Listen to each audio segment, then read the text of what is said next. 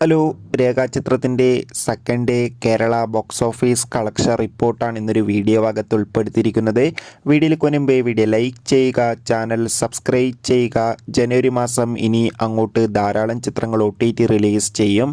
നമ്മുടെ ചാനൽ ഭാഗം പരിശോധിച്ചാൽ നിങ്ങൾക്ക് ആ വീഡിയോയ്ക്ക് കാണാൻ വേണ്ടി സാധിക്കുന്നതായിരിക്കും.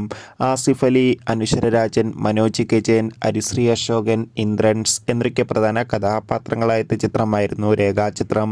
ചിത്രത്തിന് ഗംഭീരമായ പോസിറ്റീവ് റെസ്പോൺസ് ആയിരുന്നു ആദ്യ ദിവസം ലഭിച്ചിട്ടുണ്ടായിരുന്നത്. അതേ അഭിപ്രായം തന്നെയായിരുന്നു ഇന്നലെ വെള്ളിയാഴ്ച ദിവസവും ചിത്രത്തിന് നേടിയെടുക്കാൻ വേണ്ടി സാധിച്ചിട്ടുണ്ടായിരുന്നത്. എല്ലാ സിനിമാ പ്രേമികളും ഒരേപോലെ ചിത്രത്തിൻ്റെ കളക്ഷൻ റിപ്പോർട്ട് അറിയാൻ വേണ്ടി കാത്തിരിക്കുകയാണ്. ചിത്രത്തിന് ആദ്യ ദിവസം 2,05,00,000 രൂപ കളക്ഷൻ നേടിയെടുക്കാൻ വേണ്ടി സാധിച്ചിട്ടുണ്ടായിരുന്നു. ഇന്നലെ രണ്ടാം ദിവസവും മികച്ചൊരു ബുക്കിംഗ് തന്നെ രേഖാചിത്രത്തിന് നടന്നിട്ടുണ്ടായിരുന്നു. ഇന്നലെ മാത്രം ചിത്രത്തിന് 2 കോടിക്ക് അടുത്ത് തന്നെ കളക്ഷൻ നേടിയെടുക്കാൻ വേണ്ടി സാധിക്കുമെന്നാണ് ട്രാക്കിംഗ് റിപ്പോർട്ടുകൾ സൂചിപ്പിക്കുന്നത്.